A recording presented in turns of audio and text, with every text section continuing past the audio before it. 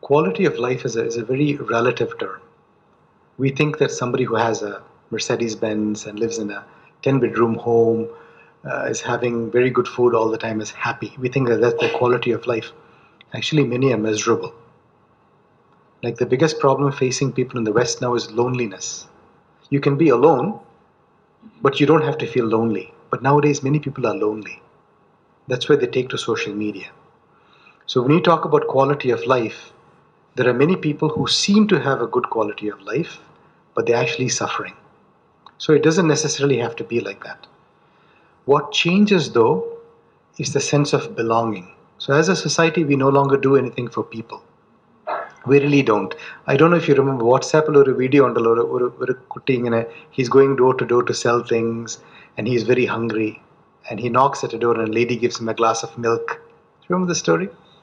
He gets a glass of milk from this lady and after drinking he asks her, how much money do I owe you? And she says, you don't owe me anything. So he says, thank you very much. And then about 20, 30 years later, she falls very critically ill. And she's taken to the local hospital. So they take her to a big hospital. So out of Mumbai, she's kept in the ICU for about a month. And so the doctor who was treating her recognized the name and came to see her.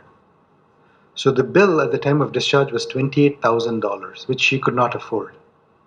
But the doctor wrote, paid in full with a glass of milk. We don't do anything for people these days. We have become a very, very selfish society. I think you probably are an exception. You've come for a discussion like this, but we have become a very selfish society. So when people feel they don't belong, there's no quality of life. So the bulk of the people I see are people who used to have families, they were very happy, they were married. Divorce, even here divorce is becoming very common.